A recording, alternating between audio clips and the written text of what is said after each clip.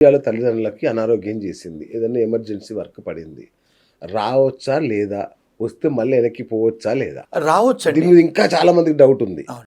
రావచ్చు, పోవచ్చండి. కానీ వాళ్ళకొక క్లయింట్ ఉంటేనో, లేకపోతే నిజంగానే ఉద్యోగం ఉంటేనే, వాళ్ళకి నిజంగానే పేరోల్ నడుస్తుంటేనో, వాళ్ళకి అవన్నీ లెజిటిమేట్‌గా ఉంటే వెళ్ళొచ్చండి, రావచ్చండి. ఓకే. డెఫినిట్‌గా ఎయిర్‌పోర్ట్‌లో సెకండరీ ఇన్స్‌పెక్షనో, ఫస్ట్ ఇన్స్‌పెక్షన్‌లో అడుగుతారు. అడిగినప్పుడు వాళ్ళు కన్విన్స్ చేయగలిగితే I don't see any problems అండి. అంటే ఇప్పుడు వాయిదా వేసుకోవాల్సిన అవసరం లేదు టూర్‌ని. లేదండి. అంటే జాబ్ లేకపోతే మాత్రం రావద్దింకా. జాబ్ లేకపోతే వస్తే కష్టం అండి. మళ్ళీ వెనక్కి రాలేరు. ఇప్పుడు రీసెంట్‌గా కొంతమంది పంజాబీ వాళ్ళు ఇంతకుముందు పొలిటికల్ అసైలం ఫైల్ చేసుకొని గ్రీన్ కార్డ్ తెచ్చుకున్నారు. ఓకే. తెచ్చుకొని వాళ్ళు మీరు పొలిటికల్ అసైలం అంటే ఏంటండి? మీ దేశంతోని మీకు ఇబ్బంది ఉంది అని మరి గ్రీన్ కార్డ్ తీసుకొని మీరు అమెరికన్ సిటిజన్స్ కాకముందు దయాభిక్ష ధర్మం దయాభిక్ష. దయాభిక్ష. ఆ! మరి మళ్ళీ ఇండియాకు మీరు ఫ్యామిలీని అటెండ్ చేసుకొని వెనక్కి వస్తుంటే ఎయిర్‌పోర్ట్‌లో వాళ్ళని అరెస్ట్ చేసి మీకు దయాభిక్ష అని చెప్పి మా దగ్గర గ్రీన్ కార్డులు తీసుకున్నారు. మరి ఇప్పుడు మీరు ఇండియాలో భయం లేదా? మరి ఎందుకు వెళ్తున్నారని చెప్పి అరెస్ట్ చేసి కుటుంబాల్ని వెనక్కి పంపిస్తున్నారు. బా! ఇవన్నీ కూడా మీడియా వాళ్ళు ఏం చేసి వంకరగా చెప్తారండి. కానీ ఓకే. అసలైన విషయాలు చెప్పరు. సో మేమంటే అక్కడ రోజు చూస్తుంటాము. కరెక్ట్. మా ఆఫీస్‌కు బోలెడన్ని కాల్స్ వస్తా ఉంటాయి. నేను నా అనుభవం ఒక 35 ఏళ్ళు న్యాయ వృత్తిలో ఉన్నాను కనుక నాకు తెలుసు కనుక నేను చెప్పగలుగుతానండి. ఇప్పుడు ఇంకా కలలు కంటూనే ఉన్నారు. చాలామంది కళ్ళలో ఇంకా ఆశ ఉంది. మనం అమెరికా పోగలుగుతాం, పోతాము అని. మరి H1B వీసాల సంగతి ఏంటి సార్? కొత్తగా యూత్ ట్రై చేయొచ్చా? లేదంటే స్టే వచ్చే వరకు ఆగాలా? అసలు ఆలోచనే మానేయాలా?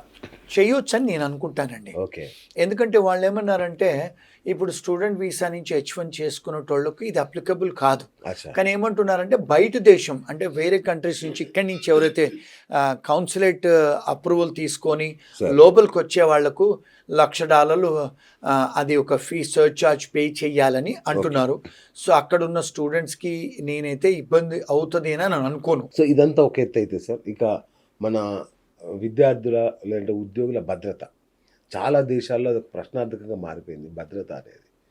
దీనికి తోడు స్ట్రెస్ లెవెల్స్, ఈ అన్ని గందరగోళాలకు సంబంధించిన స్ట్రెస్, విపరీతమైన ఆరోగ్య సమస్యలు, దీన్ని ఎట్లా వాళ్ళు బయటపడాలి దీని నుంచి?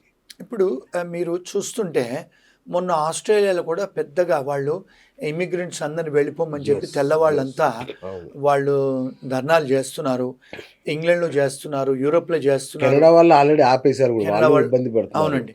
సో ఇప్పుడు ఏమైపోయిందంటే ఇప్పుడు మనకు చూసుకుంటే మన తెలంగాణలో కేసీఆర్ గారు ఆంధ్ర వాళ్ళు వెళ్ళిపోవాలని చెప్పేసి మనకి ఎలాంటి ఫీలింగ్ అయితే వచ్చిందో అలాంటిదే ఇప్పుడు ఈ అన్ని వెస్ట్రన్ కంట్రీస్, ఆంగ్లో సాక్సన్ కంట్రీస్లో వచ్చేసిందండి. ఇప్పుడు పోలాండ్ అనే కంట్రీ వాళ్ళు ఓపెన్గా చెప్పేస్తున్నారు, మాకు ముస్లిమ్స్ రావద్దు, స్టూడెంట్సే కానీ వర్క్ పర్మిట్స్ మేము ఇవ్వము అని. అలా ఇప్పుడు జర్మనీలో ఉన్న మాస్కులన్నీ తొలగించారండి. చాలా యూరప్ కంట్రీస్లలో వాళ్ళు ఏం చెప్తున్నారు, ముస్లిమ్స్ గో బ్యాక్ అని చెప్తున్నారు. ఇప్పుడు ట్రంప్ గారు వచ్చిన తర్వాత చాలా కంట్రీస్లలో, ముస్లిం కంట్రీస్లలో కౌన్సిలేట్స్ క్లోజ్ చేశారు. మొదటిసారి వచ్చినప్పుడు కూడా ఒక 40 దేశాలలో కౌన్సిలేట్స్ క్లోజ్ చేశారు వారు, ఏది ముస్లిం కంట్రీస్లలో. అంటే ఏమవుతుందంటే ఇప్పుడు ఇమిగ్రెంట్స్కు యాంటీ ఇమిగ్రెంట్ ఫీలింగ్ వచ్చేసిందండి.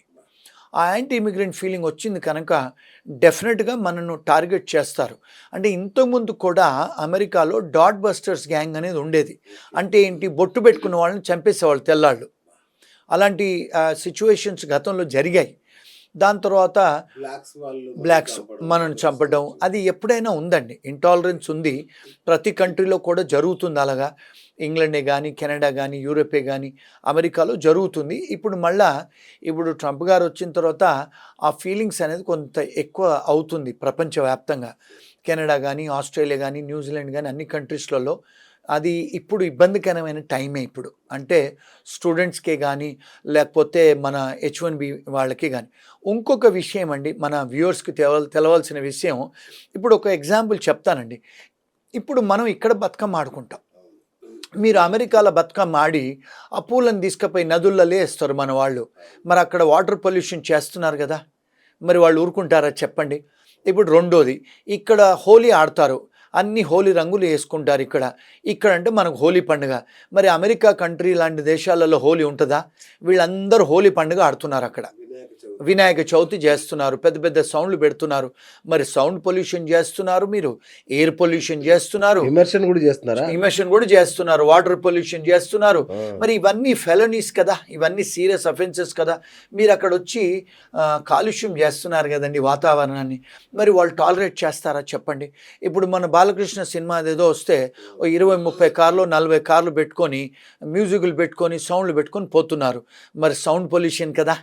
మరి ఇలాంటివి మీరు అక్కడ మొన్న ఒక సినిమా థియేటర్లో బాలకృష్ణ సినిమానో లేకపోతే మన ఇండియాలో ఈ సినిమాలు వేస్తే ఆ సినిమా థియేటర్లు అన్ని పేపర్లు చింపేసేస్తున్నారు స్క్రీన్ మీద.